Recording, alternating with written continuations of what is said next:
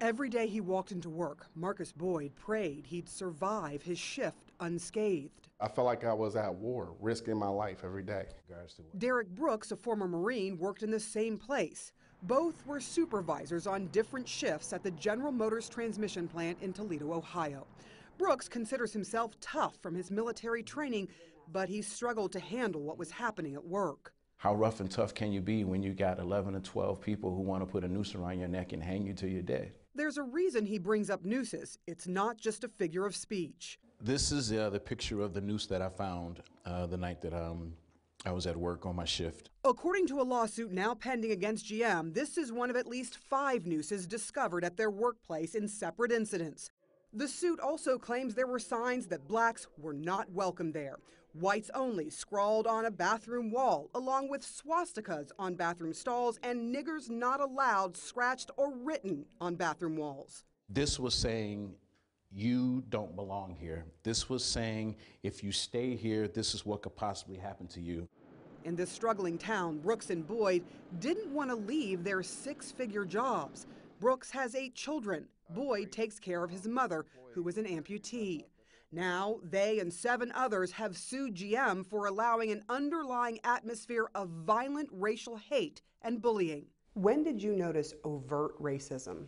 Well, when an employee that was under me, he told me that back in the day, a person like me would have been buried with a shovel. He said what to you?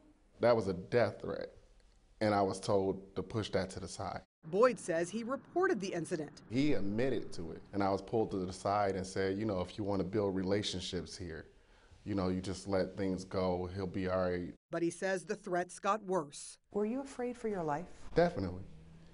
That's why I left. When the noose appeared in March of 2017, Derek Brooks says he reported it to upper management. He was sure he was the intended target, but says he was told to investigate by questioning his employees. It felt like a slap in the face. It did, but I had to be professional.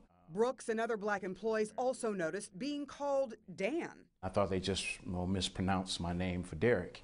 Then later I find out that Dan was an acronym for dumbass nigga.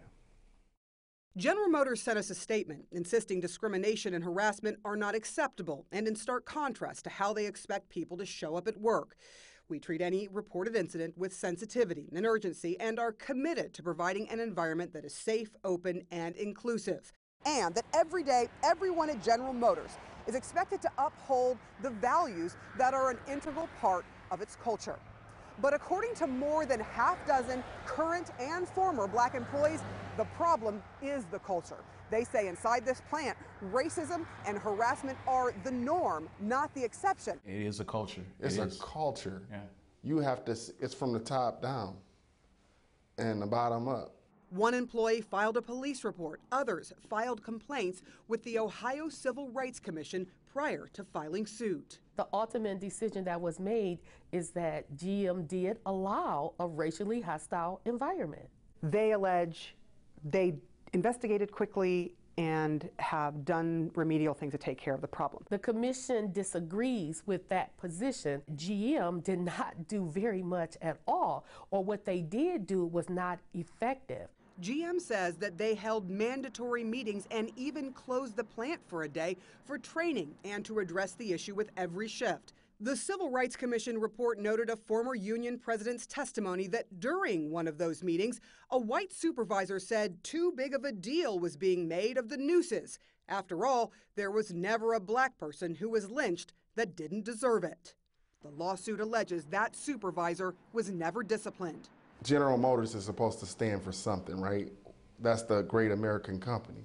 Well, what are you doing about this? So far, GM says it has not identified who is responsible for hanging those nooses, and no one has been fired in those incidents. However, GM says they have dismissed some people at the Toledo plant during its extensive anti-discrimination and anti-harassment work that is continuing across its plants. I do want to mention, though, just recently, we have learned that there has been another threat towards a black employee who is on this lawsuit, who says that he is now afraid for his life. Sarah Seidner, CNN, Los Angeles.